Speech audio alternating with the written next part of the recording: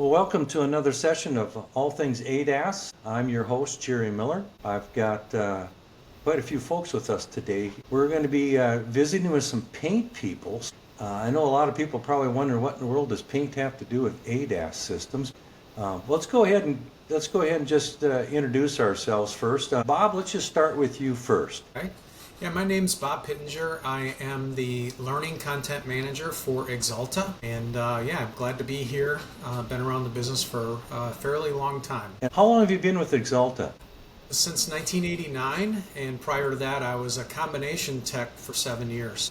Okay, so you probably know what you're doing then. Been around a little while. All right, good. JR, why don't you hit? I'm J.R. Stanton. I'm a market sales manager for Axalta in the central U.S. I live in St. Louis, Missouri. Been here for 7 years. Prior to that, spent some time at some competitive companies and started in the shop with my father. He was 46 years in this business, so been around for a while. Got to see a lot of changes, right?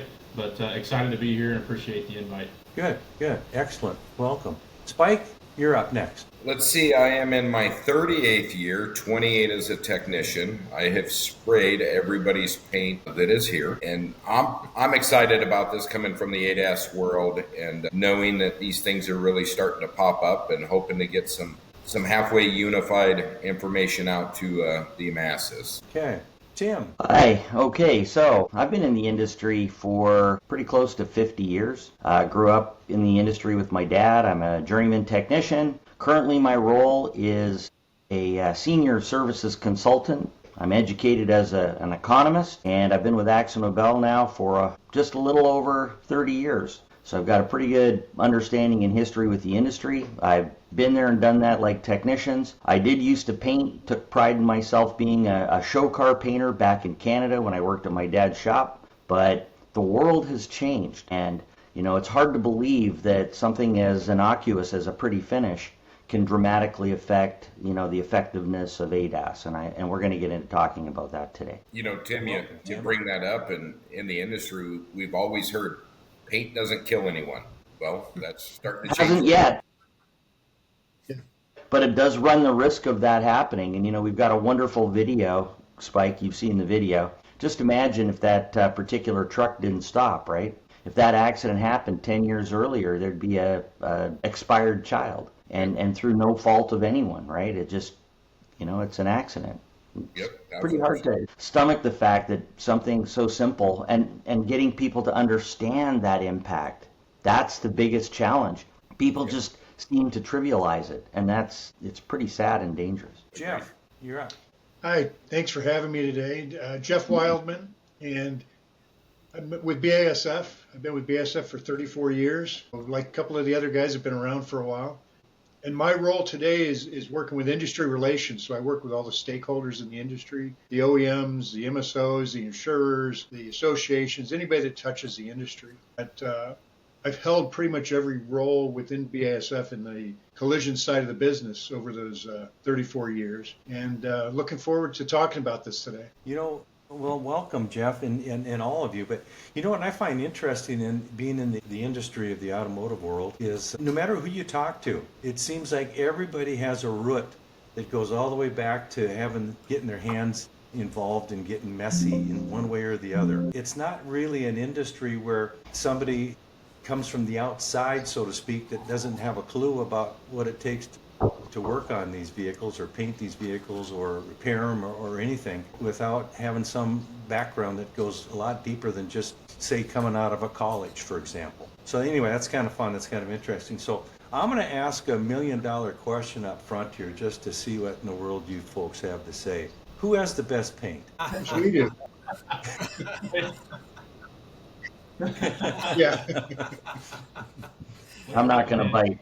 What I do have a question though that's similar but completely different. Seriously, I'm curious because I've never really spent time talking to the paint side of this, and I realize we're going to talk about ADAS and how things interacted with each other. But tell me how the manufacturers decide what paint they're going to put on their car from the factory. That could take this whole podcast. Yeah. Well, let's shorten it up quick. Is it something that just goes out for bids and then it's it's figured out to shorten it up? I'm just curious. I think a lot of people probably wonder. I mean, there is a big piece of it that's tied to the bids, but every OEM has their own specifications too for what they're looking for corrosion protection, for durability, for, color has a lot to do with it. Right. There are color designers at all the paint companies that work with color designers at the OEMs to get that one particular color. You look back and people talk about white is white or black is black. Well, ask a painter that question. There are thousands of blacks and thousands of whites, and that comes back to those designers. And some of that comes back to those paint companies and who put which toner and what amount of metallic or effect pigment in there that really got that designer's eye. Yeah. But there's a lot of things that go into it. And that technology's been changing. So, part of it was the color palette using toners and pigments and Xerillics to be able to come up with a special effect. I know that BASF and Axalta and ourselves, and I'm not trying to disparage anyone else by not mentioning them, but they've got certain unique colors that they have a halo color that they create that they're uniquely proud of, right? One of the biggest innovations was Lexus and their structural blue, and it's a ironic color that has no pigment. It creates color by the way it refracts light. Now try and recreate that in a lab. Mm-hmm. Yeah. So some of these new technologies and these colors make it ridiculously difficult to be able to reproduce some of these finishes. And the days of it being a simple thing a guy can paint in his backyard and have it look invisible, they're completely gone.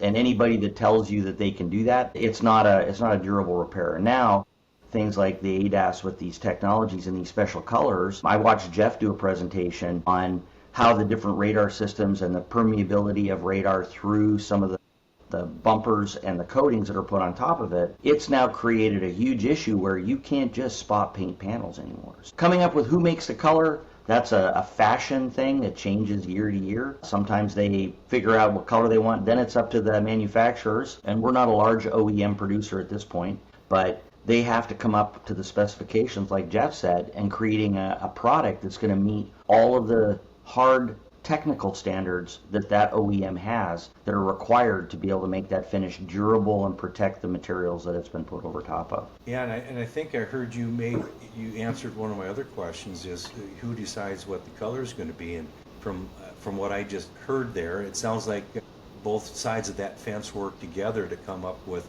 a color, which is interesting. So, well, Jerry, you look at it today, right? The colors that are on OE vehicles coming off of the assembly line that people are purchasing are custom colors that Tim used to spray back when he was doing custom cars, right? These finishes are nowhere close to what we used to consider standard, and the reason they get there is because people buy them, right? It's what people want. It's the world that we live in today. So continues to get more and more complicated for every manufacturer out there, but the customer decides that, really, right? At the end of the day, color sells cars. You ask any OEM, you put the wrong color on a car and it won't move. Right. Amen. So what's the most popular color? Still white. We sell more white than any other color every year. And there's it does depend on the market. So many different whites. Right. Yeah, it depends on the market as well, Jerry, because, places like Arizona and Phoenix, while black is a wonderful color, being a past owner of a black car in Arizona and Southern California, you do not want a black car in the middle of summer. You just don't. I had a pair of sunglasses get melted inside my car. Black is not the color. So silvers and whites are predominantly a little more popular, but it changes year to year, right? You get sick of looking at white cars, then all of a sudden I'm going to get a black car, and then you hate it, and then you get something else. But some people love black cars. It's just a lot of extra work and heat. So, $1 million question.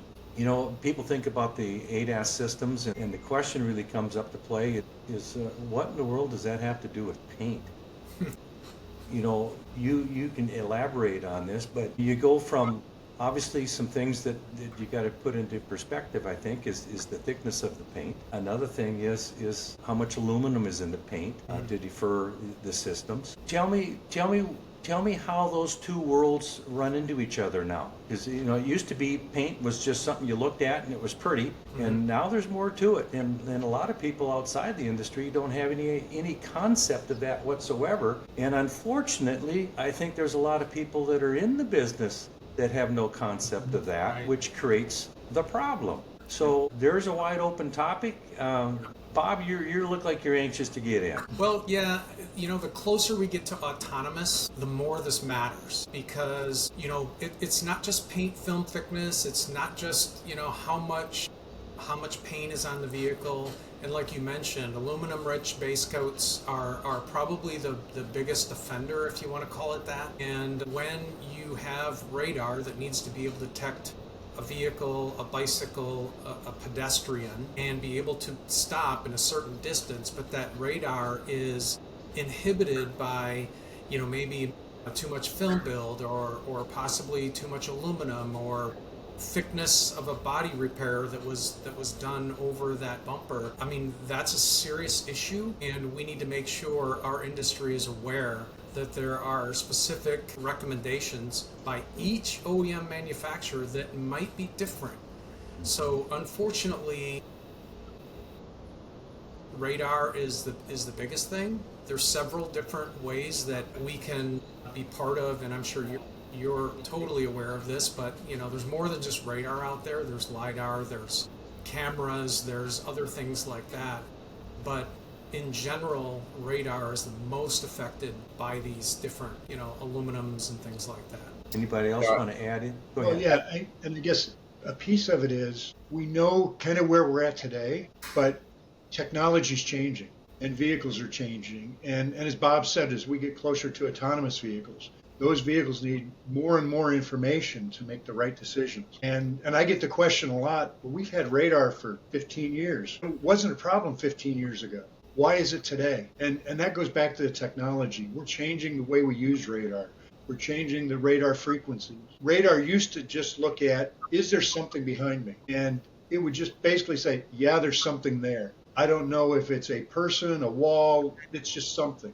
Today, that radar can really define what's back there. And it starts to tell you, it starts to understand it's a person or it's a child or a bike. And it's more information coming back. So with radars behind the bumper, anything that radar has to pass through is you're going to lose some of that signal with either deflection or reflection. It bounces out, it comes back. So it's got to go through that bumper and that paint twice.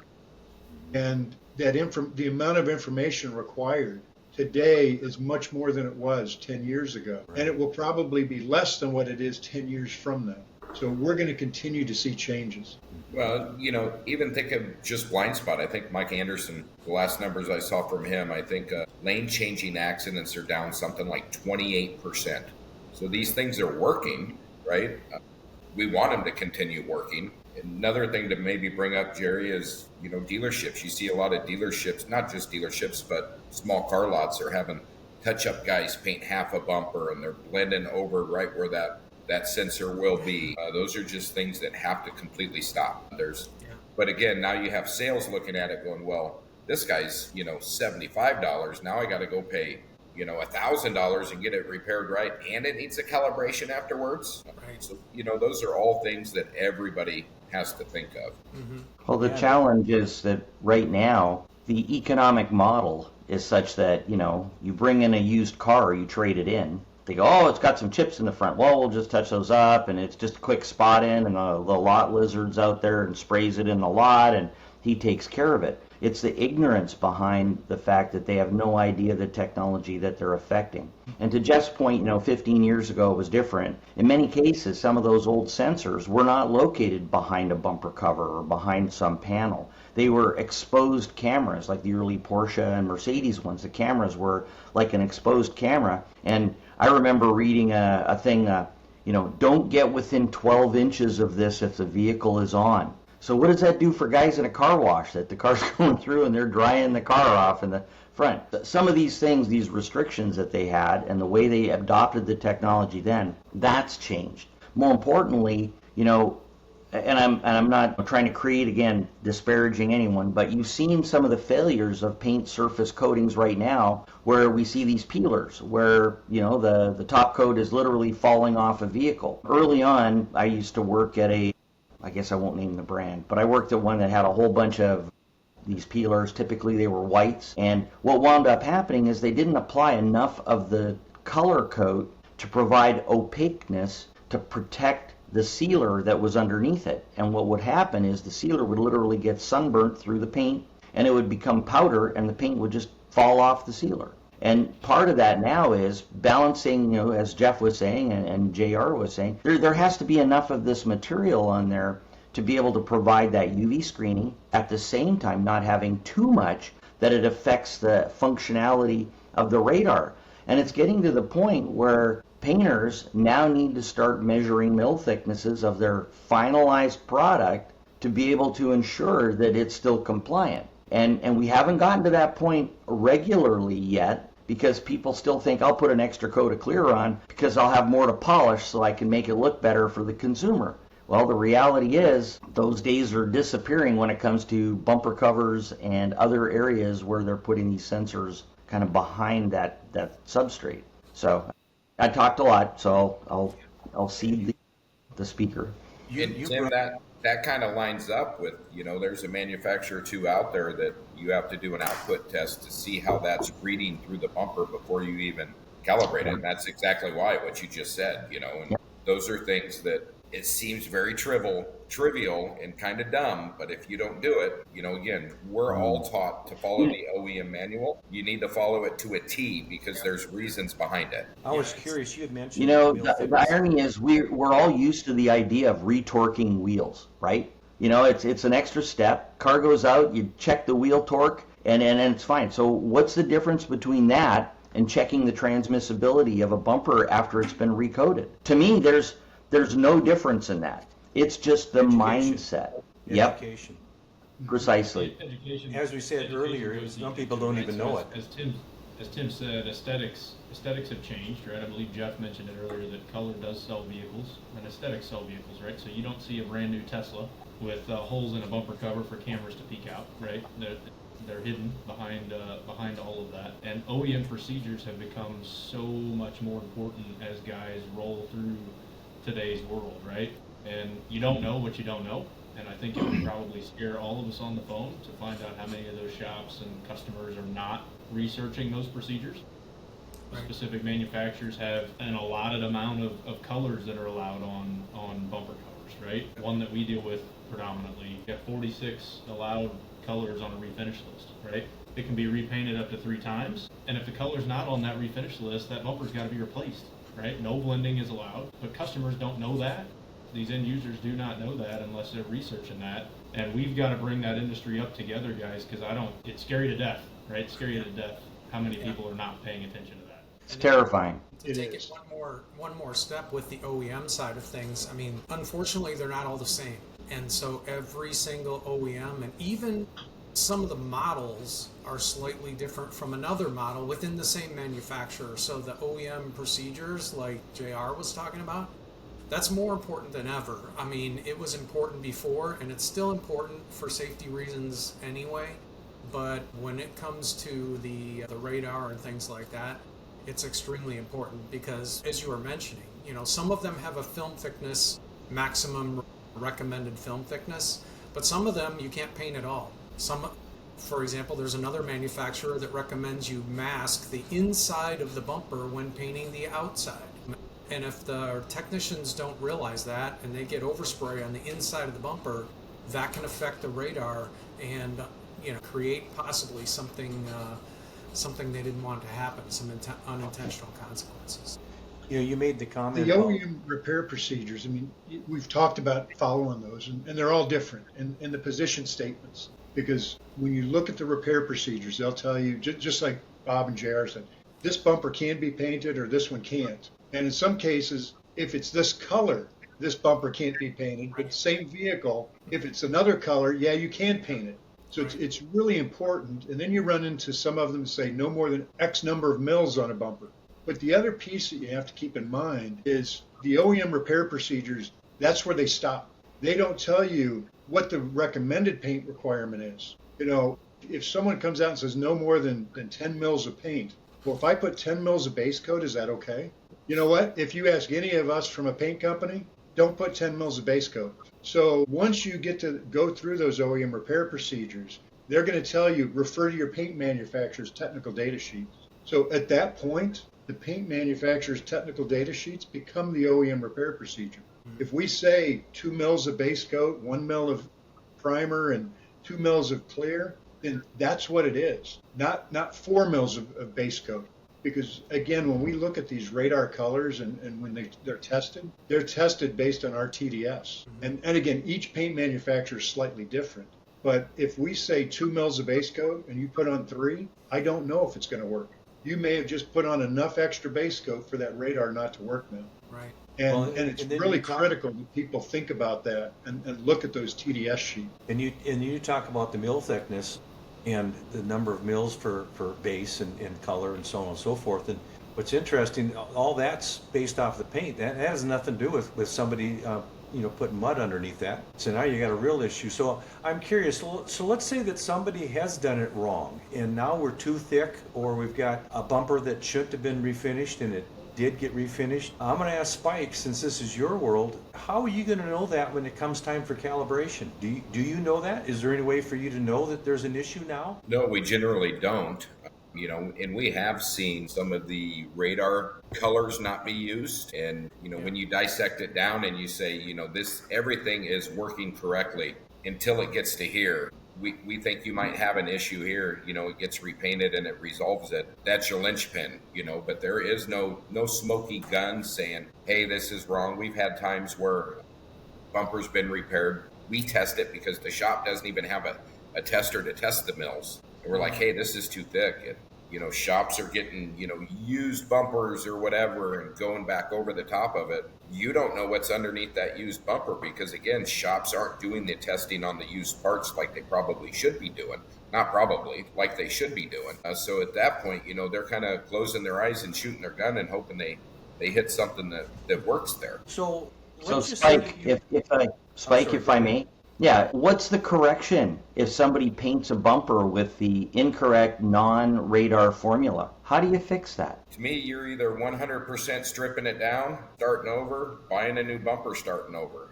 Yep, that's the point, right? Yeah, if you're talking to most OEMs, they don't want you stripping the bumper. They want you replacing it. Yep. Yeah, Again, now you're adding primers and, you're just adding that mill thickness. Right. Yeah. Right. It becomes a very expensive spray-out card. Yeah. But again, you could put extra scratches in that to cause more reflection of that radar signal. So there's all kinds of issues you start to create when you start to strip that bumper. And it's not just the bumpers; it's the bumper sensors, right? Tim, let's think back to the video of the little kid running in front of the car. All of that comes into play. So again, we've got to get serious about looking into things and finding out what we should be doing because. I've never met anybody that would be in a situation like that where they injured somebody else and didn't feel it wasn't life-changing to them, right? A simple accident, no big deal. Somebody gets hurt on the other side, that's something that stays with you for life. I mean, you don't just go to bed that night and forget about that. My favorite comment is in the case of the last repair you did, right? Think about the last car that you did that had a calibration was required. How willing would you be to roll your kid out in front of that on a bicycle? And how confident are you that car's going to stop? Right? Yes. And if you can't say, oh yeah, no problem, then you have a problem. I've got a question then, Spike. So now we have a vehicle that wasn't repaired correctly according to OEM requirements, and you're able to calibrate it, all right? So it passes calibration. So my question is, even though it passed calibration, but it's not right, does that mean that the radar may not go as far down the road as it should, even though it'll notice something closer, but maybe not far enough? And so the systems can't react quick enough when it sees something further down the road? Or any way to give me an idea of what that looks like? So from my side, using all OEM equipment, everything sourced from a dealer group or an OEM per se, we feel very confident that if it goes through, that we are within tolerances and it should act exactly the way that the OEM intended it to. Now, if you pile on top of that an aftermarket system, an aftermarket tool instead of the OEM tool, they can change their tolerances. And I've also seen and heard to where they can force a calibration through. So whether it should be successful or not, it'll read successful. Again, I haven't done a lot of testing with that, but yeah, it does scare me. And that's why we do it the way we do it, because I want to be able to lay my head on the pillow at night and know that we did everything we could possibly do to do our job correctly. And again, that's another reason where our technicians are not flat rate or they don't get bonuses. We don't care how long it takes. We want it done right. If it takes 3 hours, it takes 3 hours. We left knowing that we did it the right way at the end. I mean, are these systems getting to the point where they're so touchy that, I mean, if I'm driving down the road and I'm in lakes country in the summertime and I got a bunch of bugs on the bumper, or even maybe I got one gnat that hit the bumper, do we have a problem? I mean, yes. Are we too touchy now? Do we need to get systems that do a better job than where we're at today? Well, I think hopefully, everything's evolving and just increasing, right? I mean, just look at all of us. I mean, shoot, look at the technology change. Just the past 5 years is crazy to me. Yeah. And that actually makes a case for having more than one form of ADAS support. So, you look at radar. Well, there's also LiDAR. There's cameras. There's all different things that do different, they're different purposes, right? And I know Tesla's gone more toward a camera only. They used to have some radar, I believe, and some LiDAR, but they've really gone more toward camera, and being able to use multiple types of ADAS systems within a vehicle probably gives you the most variety of safety measures. Yeah. Good blanket coverage, right? Yeah, exactly. Yeah, if one system isn't getting it, another system catches it, type of thing. Yeah. If you look at the future of technology, they're using what they call sensor fusion, where like Bob said, they're taking multiple sensors to paint one picture. So we may use radar and LiDAR and cameras and pull that all together into one picture instead of just using radar to give us that picture or just using LiDAR to give us that picture. Mm-hmm. And it gives you a lot more detail, a lot more information, and it makes, again, it just takes you to that next level. And when you talk about safety, it takes you 2 or 3 levels forward in safety. Yeah, it kind of reminds me. I'm sorry, go ahead. And if you're talking about safety, that brings up the question of liability or the statement of liability. And too many people seem to think, look, I'll sign a waiver, I'll do whatever I need. And my concern is not necessarily the repairers fixing the 1 or 2 year old vehicle, because by and large, repairers today, when they're working on a brand new car, they have a significant degree of caution because it is something unfamiliar. My concern is those vehicles that are now 5 and 7 years old that have this technology, that have been on the road for a while, and maybe have had some service work done to them, has now some scrapes and damaging the transmissibility of the bumper cover in front of it, and yet it gets disregarded as it's just cosmetic. Those are the things that are going to become an issue. And I heard talk that they're going to be looking at trying to have some of these forward emergency braking or the automatic emergency braking revalidated as part of a safety inspection for vehicles that are outside of the vehicle warranty period. Mm-hmm. Consumers, if it runs and it'll get me from point A to point B, I'm probably good with it. But now we've got a mandated technology, which is this automatic emergency braking that relies on all this fusion of sensors, as Jeff had pointed out. And if one of those grouping of the sensors is not exactly working the same, I guess I would liken it to, I don't know if any of you have ever used a fluorescent light bulb, like you screw in, the 60 watt. And, over time, those things get dimmer and dimmer, but it's imperceptible. You don't notice it. Until one day you're looking and going, man, I can see the lights on, but why can't I see anything? And you put a fresh one in, and it's like, it's transformative, right? And I think what's going to happen with some of these sensors with the fusion is you're getting a slow dimming of this bulb, Jerry. Yeah. And to your point about, how do you know how well it's working or not? The picture gets dimmer and dimmer and dimmer over time. And they're going to be looking at ways of revalidating whether or not it's reading as it's intended. Vehicles are going to self-calibrate, and there'll be a day when you fire your car up and it's going to say all systems are off. Take it to your dealer or have it checked or whatever it is. That's my concern, is over time that this is going to change. Tim, you realize Tim, that's that a great point. that light bulb, Tim, is age creates that. By the way, pretty soon when we get older, we don't see near as Hey, well. pretty there, and that is you talking, right, Jerry? I mean, I think I can see your lips moving. But Tim, that's a great point. That was one of the topics of discussion at CIC recently, is when do some of these calibrations start to become routine maintenance, just like changing your oil or changing your tires? That's a good point. Well, Yep. and And unfortunately, when you there's a change lot your of people that tires, don't even change their oil. Unfortunately, well, you can. In some cases, you cannot anymore. The oil has to be sucked out the top of the engine, and a precise amount is put back in.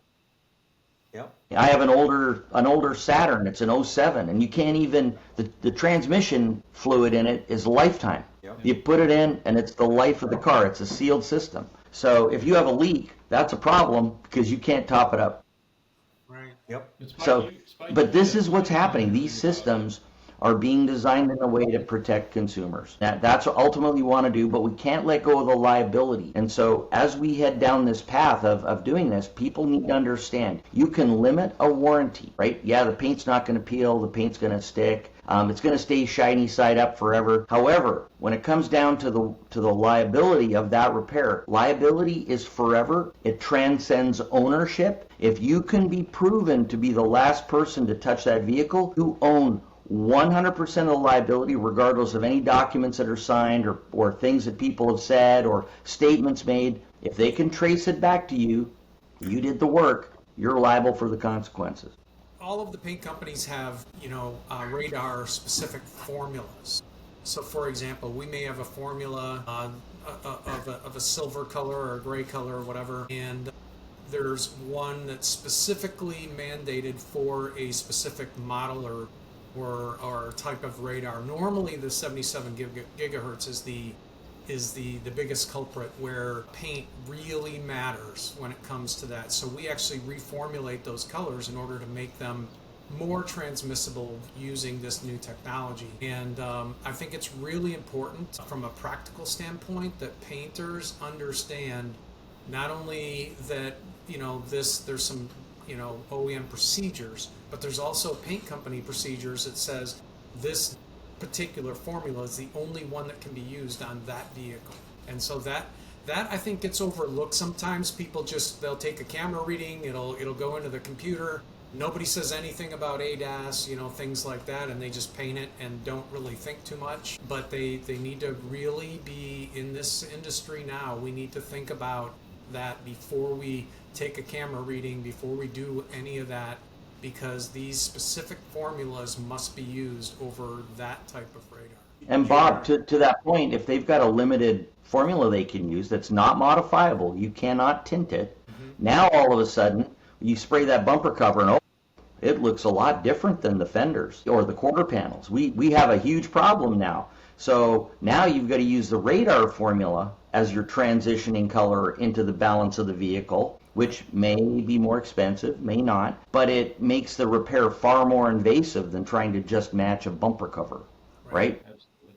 And this is part of what the realization is happening now out in the insurance marketplace, that some of these repairs are becoming much larger, and they're saying, well, no, you just need to tint the color because that's how we've always done it, right? Yeah, and we're not allowed to. That's a hard thing for the bill payers to start to grasp, is that no, this is it. You cannot modify this formula. So the cars are getting more sophisticated. We're getting more, obviously, safety being built in through all kinds of systems. So my question then is, how in the world do we, or are we, communicating and educating not just the end customer, but the body shops, the insurance companies, everybody involved? I mean, a lot of people don't do anything unless they're made to do it. Right. And in a lot of cases, they got to put a law in place to make people or things to happen. In a lot of cases, the law still doesn't make people do things. How do we educate people? How do we get people to understand this, how important it is?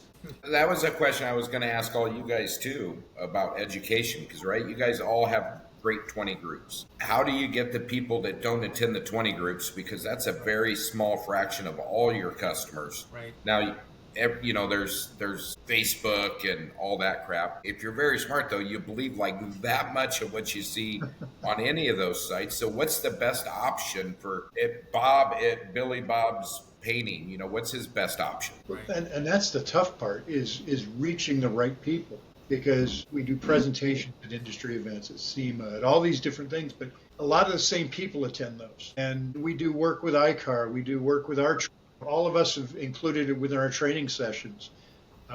Training our salespeople that are in the field and our technical people that are in the field, training our distributors. And they're the people that are in the collision centers every day, but again, just like you said, you reach some people, and there's still people that will tell you today in body shops, owners, painters, technicians, I don't believe it. That's a bunch of BS. Paint can't impact ADAS. Mm-hmm. I've done and again, I told you I do industry relations, so I work with insurers. I spent the last year to 18 months working with insurance companies about paint, and just talking about a workshop on paint technology. I'm not going to tell you how long it takes or what it takes, but here's the process. This is what's involved in painting a car today.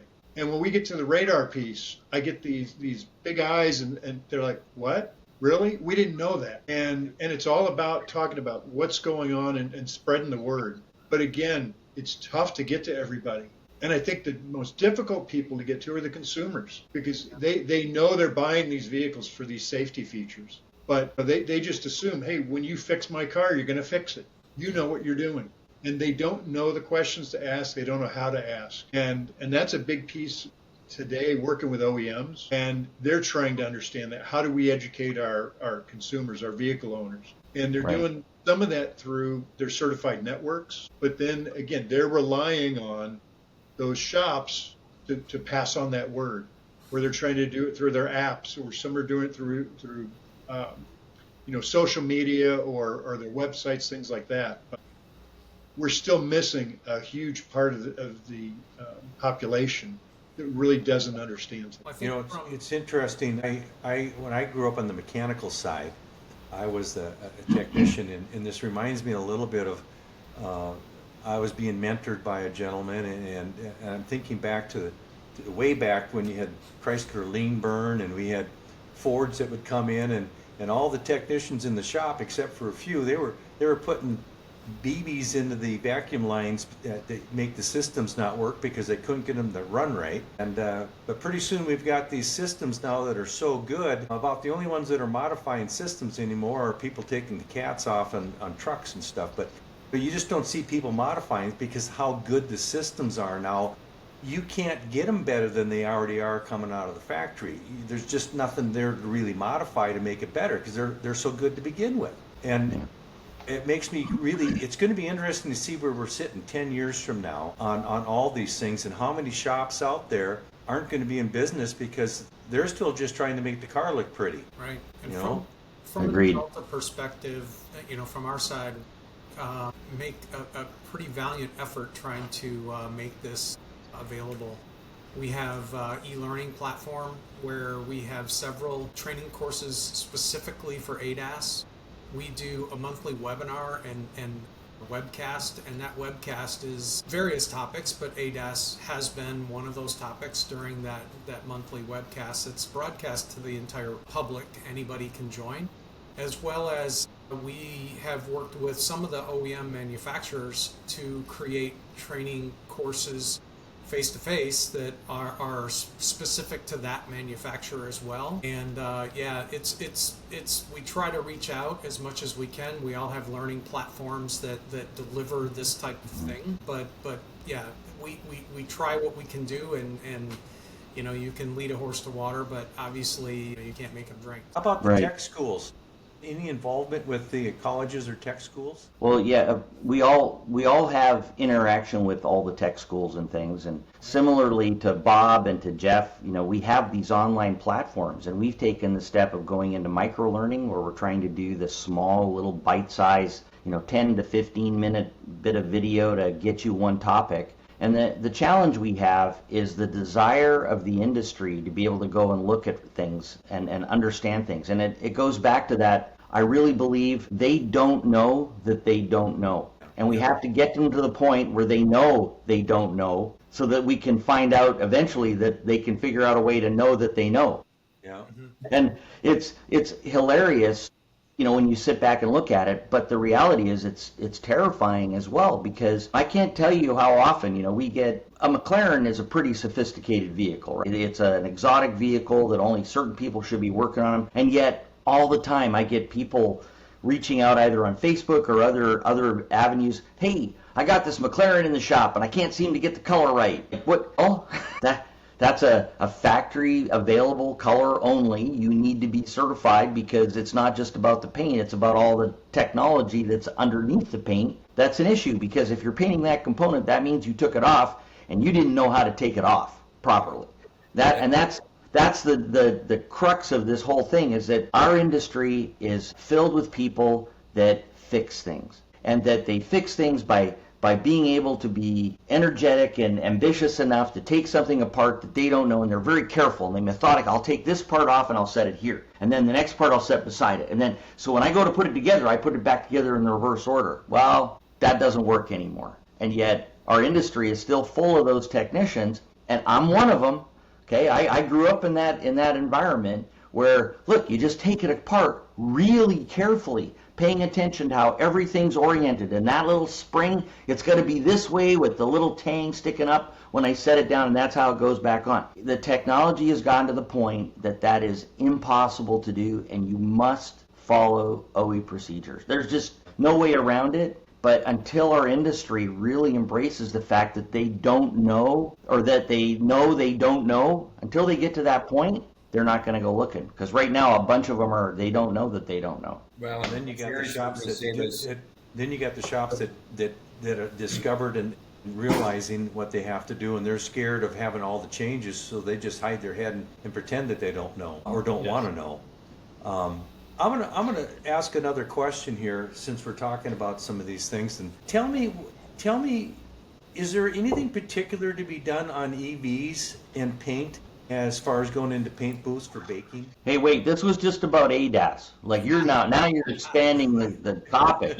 Now we need another hour. Well, now you're making me interested in lots of different things here, and I realize we're running up against the clock here. But unless you guys got something else you want to talk about, you go in whatever direction you want. I'm going to I have plenty to say, but I've talked a lot. How about Jeff? Jeff, what about EVs? I mean, the thing with EVs, yes, you've got to be careful in the battery. And again, go back to the OEM repair procedures, because most of the OEM repair procedures will tell you it cannot be in the booth over a certain amount of time at a certain temperature.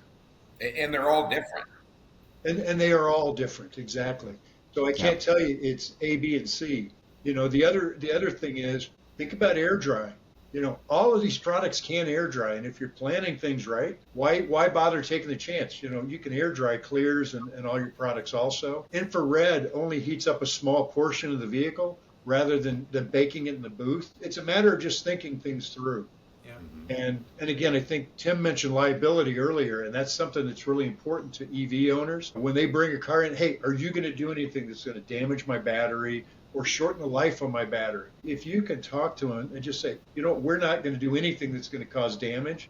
We're not even going to heat up the vehicle. We're going to make sure that we time it right and schedule it right so we can air dry. You've just taken all the worries away from that customer.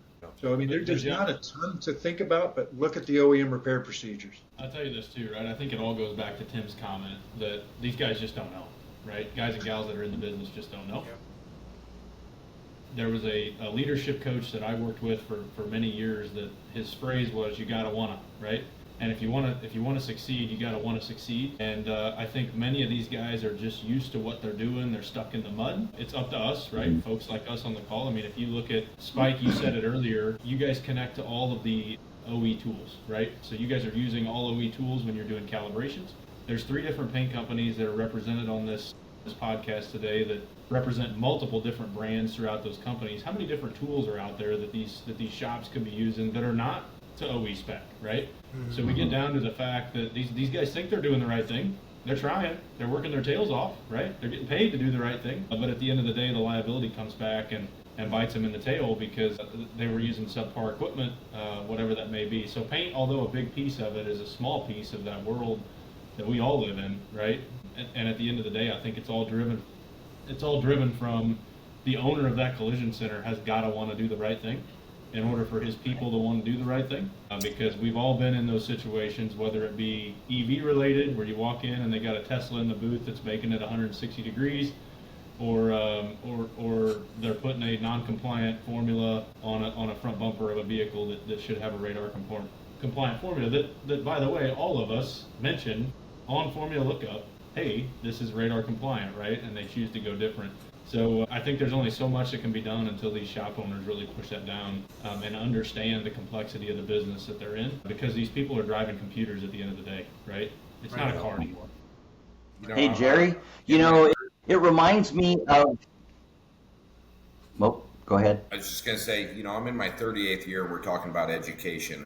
Never even knew there was a workshop manual until about, it was probably 12, 14 years ago when I went into the office and somebody asked me for a procedure. I'm like, what are you talking about? You fix it, And he's like, no, you can go on, in this particular car was a Ford.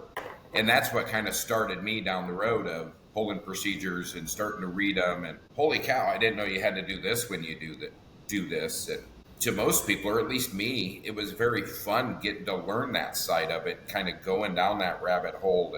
And again, it helped our shop tremendously because we learned things that we didn't know before. Now we're fixing a better car. We're fixing it the way that it was meant to be fixed instead of, you can just tack a couple welds in the corner and, glue the roof on. You don't have to do the whole John Eagle thing. You have to have that thirst, and it's your business. My wife used to do hair. She had to do 10 hours of continuing education a year. We don't even have that standard in this industry, which is a little sad. Yeah.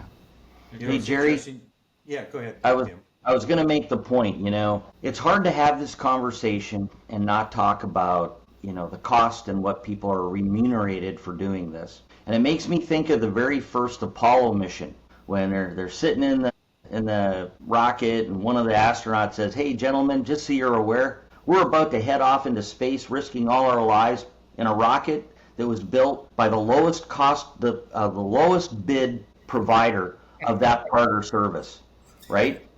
Talk about instilling confidence. And today, the repairs on vehicles are being dictated based on the lowest amount that someone is willing to remunerate to be able to accomplish that repair. Yeah. And it's not that dissimilar in terms of kind of what we're faced with. And shops are constantly looking at the cost minimization approach rather than what is the safe or correct approach.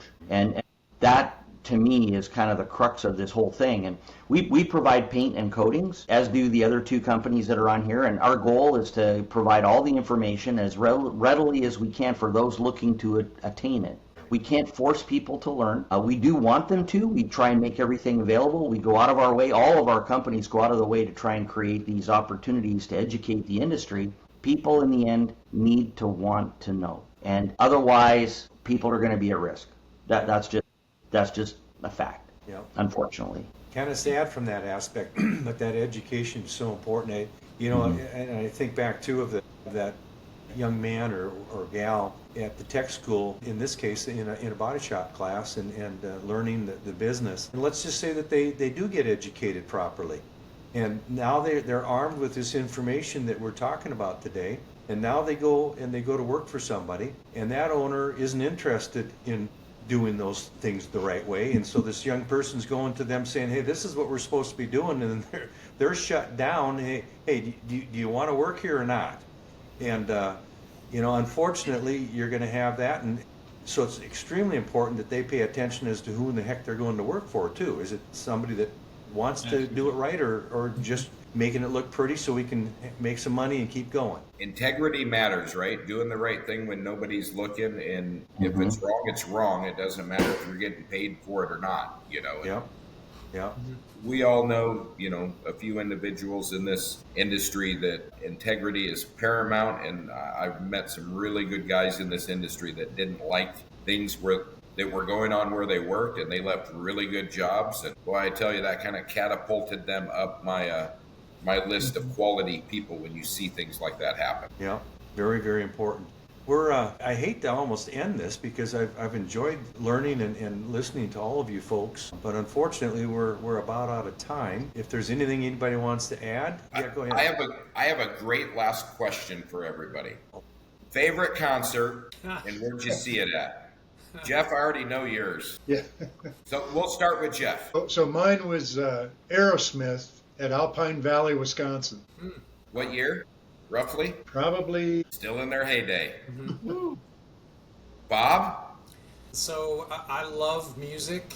It's incredible, and the talent of these people are unbelievable. Believe it or not, as a young person, I never went to a concert ever. Like, I was a small town kid that didn't have a lot of money and never was able to attend a concert. One of the only concerts that I've ever been to is REO Speedwagon. So that kind of gives you a little bit of the age.